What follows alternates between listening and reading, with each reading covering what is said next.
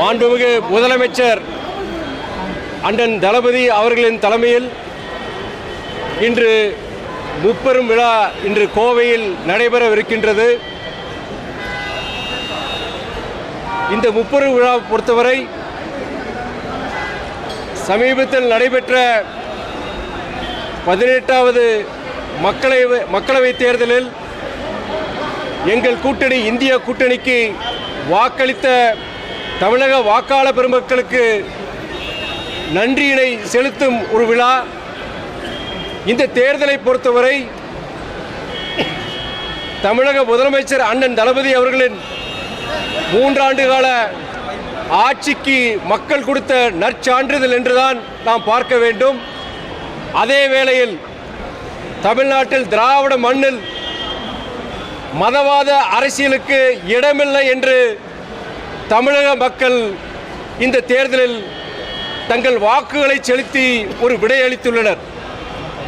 வேற ஏதாவது questions, specific questions?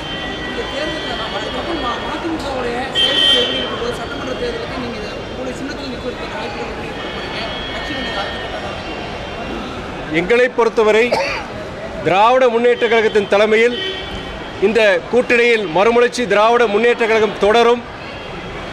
சட்டமன்ற தேர்தலை பொறுத்தவரை 2026 இயக்கத்தை மேலும் வலுப்படுத்தும் விதமாக தமிழ்நாடு முழுவதும் நான் சுற்றுப்பயணம் கண்டிப்பாக நான் மேற்கொள்ள உள்ளேன்.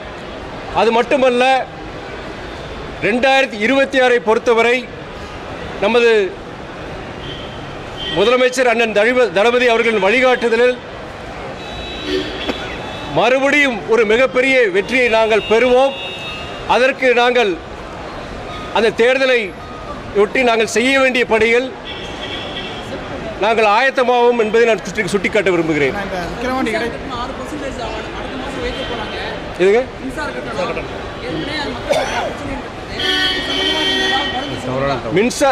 மின்சார கட்டணம் பொறுத்த தவறான தகவல்.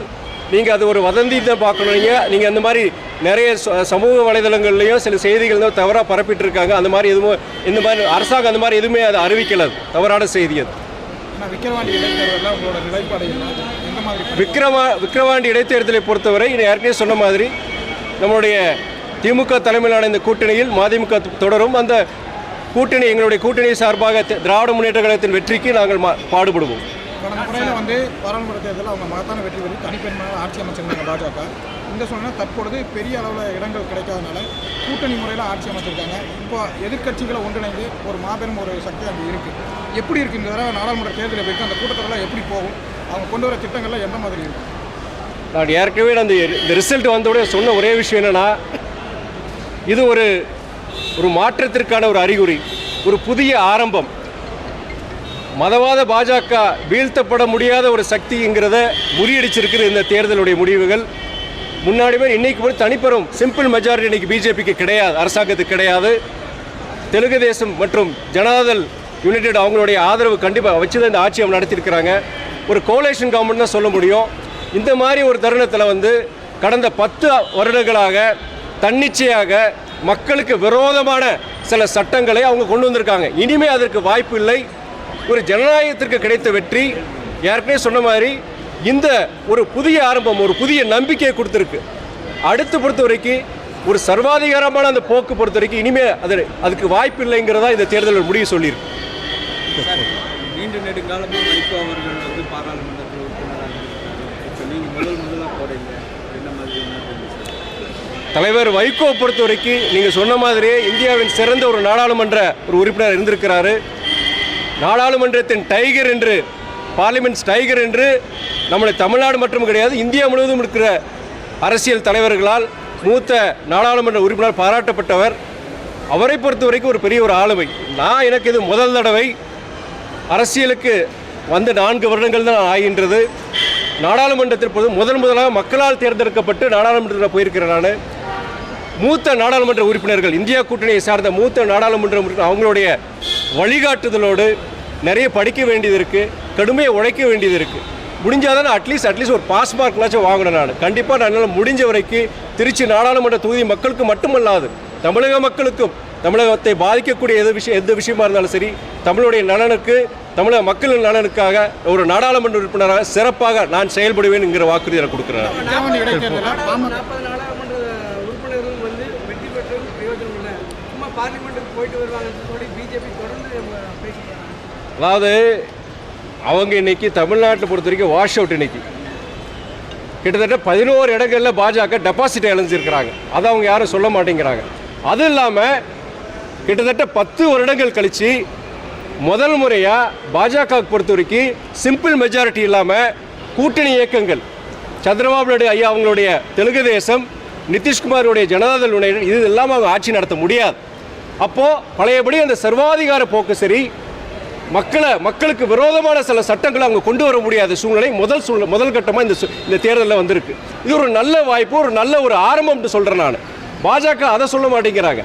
இந்த இன்னைக்கு தனிப்பெரும்பான்மை அவங்களுக்கு கிடைக்கிறதுக்கு காரணம் என்ன? தமிழ்நாடு போன்ற மாநிலங்களில் அவங்களுக்கு முழுமையாக அவங்களுக்கு சைவர் கிடைச்சிருக்கு. இன்னைக்கு பல உத்தரப்பிரதேசில் குறிப்பாக நம்ம சொல்லணும்னா அயோத்தி கோயிலை வச்சு எந்த தேர்தலையும் அவங்க சந்திச்சாங்க. அந்த அயோத்தி கோயிலில் அமைஞ்சிருக்கிற அந்த ஃபைசலாபாத் அந்த தொகுதியிலே அவங்க பாஜக தோற்றுருக்கிறாங்க. அந்த இது பொறுத்த வரைக்கும் என்னன்னா மதவாத அரசியலுக்கு தமிழ்நாட்டில் மாத்திரம் கிடையாது, உத்தரப்பிரதேசே அவங்களுக்கு அது இடம் இல்லைன்னு சொல்லி எங்கள் மக்கள் இன்னைக்கு காமிச்சிருக்கிறாங்க. இன்னைக்கு என்னன்னா ஒரு புதிய நம்பிக்கை, அடுத்து வர வருடங்கள் அடுத்து வர காலங்களில் பொறுத்த வரைக்கும் ஒரு புதிய அரசியல், புதிய ஒரு மக்களுக்கு ஒரு ஆதரவான மக்கள் முன்னேற்றத்திற்கு ஒரு இதாக இருக்கிற ஒரு அரசியலை இன்னைக்கு எல்லா இயக்கங்களும் பின்பற்றுவாங்கங்கிற ஒரு நம்பிக்கை ஏற்பட்டு. பாமக சார்பில் விக்கிரவாண்டி இடைத்தேர்தலில் தேசிய ஜனநாயக கூட்டணி சார்பில் பாமக போட்டியிடும், அதோட மாநில துணைத் தலைவர் அன்பரசு போட்டியிடுவார்னு சொல்லியிருக்காங்க. இது எப்படி பார்க்குறீங்க? பாமக போட்டிட்டு அங்கே எந்த மாதிரி இருக்கு? இல்லை, அவங்க பாமக பொறுத்த வரைக்கும் அவங்க பாஜக கூட்டணியில் இருக்கிறாங்க. அவங்க சார்பாக அந்த இயக்கத்தில் ஒரு வேட்பாளர் நிப்பாட்டி இருக்கிறாங்க. அது அவங்க ஒரு ஜனநாயக நாட்டில் யார் வேணால் போட்டி போடலாம் செய்யலாம். அவங்களுடைய மக்கள் முடிவு எடுக்கணும். அதை பொறுத்த வரைக்கும் எங்களை பொறுத்த வரைக்கும் விக்கிரவாண்டியிலையும் திமுக தலைமையிலான கூட்டணி மிகப்பெரிய ஒரு வெற்றியை பெறுங்கிறத எங்களோட நம்பிக்கை இருக்குது. ஆனால் இப்போ நம்ம பார்த்தீங்கன்னா நடந்து முடிந்த பாராளுமன்ற தேர்தலில் ஒரு சில கட்சிகள் நாம் தமிழர் கட்சி, அதே போல் விடுதலை சிறுத்தைகள் கட்சியில் மாநில அந்தஸ்தை பெற்றிருக்கு. அவங்களோட சின்னத்தில் போட்டிட்டு மாநில அந்தஸ்தை பெற்றிருக்காங்க. இப்போ நம்ம அடுத்த சட்டமன்ற தேர்தலில் தனித்து நம்ம சின்னத்தில் போட்டியிட வாய்ப்பு இருக்குது. யாருக்கே சொன்ன மாதிரி நாங்கள் அடுத்து வர தேர்தலை பொறுத்த வரைக்கும் திமுக தலைமையில் கூட்டணியில் தான் மதிமுக போட்டியிடும். எங்களுக்கு பொறுத்த வரைக்கும் நாங்கள் ஒரு தனி இயக்கம், எங்களுக்குன்னு ஒரு சின்னம் இருக்குது. நாங்கள் எந்த சின்னத்திலும் நாங்கள் போட்டி போடுவோம் நாங்கள். பட் அதே வேளையில் நீங்கள் இப்போது நாம் தமிழரில் பொறுத்த வரைக்கும் நான் ஏற்கனவே சொன்ன மாதிரி அவங்க ஒரு தனியாக எந்த கூட்டணியும் இல்லாமல் அவங்க தனிச்சு நின்று அவங்க கிட்டத்தட்ட 8 விழுக்காடு வாக்குகள் அவங்க பெற்றிருக்கிறாங்க. அது ஒரு பாராட்டத்தக்க ஒரு விஷயந்தான். கொள்கை ரீதியாக எங்களுக்கு நாம் தமிழருக்கும் அண்ணன் சீமானுக்கும் பல வேறுபாடுகள் இருக்கலாம். ஆனால் அவருடைய விடாமுயற்சி இன்றைக்கி தொடர்ந்து இன்றைக்கி இந்த 8 விழுக்காடு வாங்கியிருக்குன்னா இது பல வருடங்களுடைய அவருடைய சரி அவருடைய இயக்க தோழர்களுடைய உழைப்பினால வந்திருக்கு.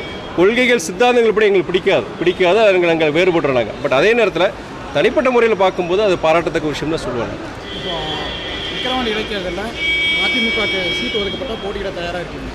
இதில் ஏற்கனவே திமுகவில் அவங்க வேட்பாளரை அவங்க அறிவிச்சிருக்கிறாங்க. பல பிரச்சனைகள் உள்ளே போயிட்டு அதில் வாய்ப்பு கிடையாது. திராவிட முன்னேற்ற கழகத்தின் சார்பாக ஒரு வேட்பாளர் அறிவிச்சிருக்கிறாங்க. அந்த வேட்பாளருடைய வெற்றிக்கு நாங்கள் கண்டிப்பாக நாங்கள் பாடுபடுவோம். அது குழப்பத்துக்கு வேறு எதுவும்.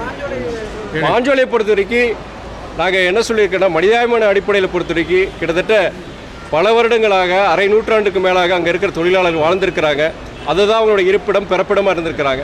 இன்றைக்கி மனிதாபிமான அடிப்படையில் இன்றைக்கி அந்த வேலை வாய்ப்பு இழந்த அந்த தொழிலாளர்களை பொறுத்த வரைக்கும் மற்ற இதே அரசாங்கம் சார்ந்த இதில் தொழிற்சாலைகளில் இதே டீ எஸ்டேட் ஊட்டிலையும் சரி மற்ற கொடைக்கானல் போன்ற இடங்களில் இருக்கிற எஸ்டேட்டில் கவர்மெண்ட்டோடைய இதில் அவங்களுக்கு வேலை வாய்ப்புகள் கண்டிப்பாக கொடுக்கணும். இது ஒரு மிகப்பெரிய ஒரு அவங்களுக்கு ஒரு சங்கடத்துக்கு ஒரு பெரிய ஒரு இதுதான். ஏன்னா இன்றைக்கி பல பேருக்கு பொறுத்து அங்கே தான் பிறந்திருக்கிறாங்க, அவங்களுக்கு வேறு ஊரே தெரியாது. அது அவங்களுக்கு வேறு அந்த தேயிலை தொழிற்சாலையில் பணிபுரிற அந்த பணியை தவிர வேறு வேலையும் தெரியாது. அந்த குடும்பங்களுக்கு பொறுத்த வரைக்கும் ஆதரவாக தமிழக அரசு செயல்பட வேண்டும் தான் ஏற்கனவே நாங்கள் அறிக்கை கொடுத்துருந்தோம். அதை நாங்கள் வலியுறுத்துகிறோம். எனக்கு முப்பெருமிழா நடக்குது, இது எந்த அளவுக்கு எதிர்கட்சிகளுக்கு ஒரு பயத்தை உண்டு பண்ணணும்? நீங்கள் பத்திரிகைகளை நீங்கள் பார்ப்பீங்க, நீங்கள் அந்த செய்தியை கொண்டு போக வேண்டிய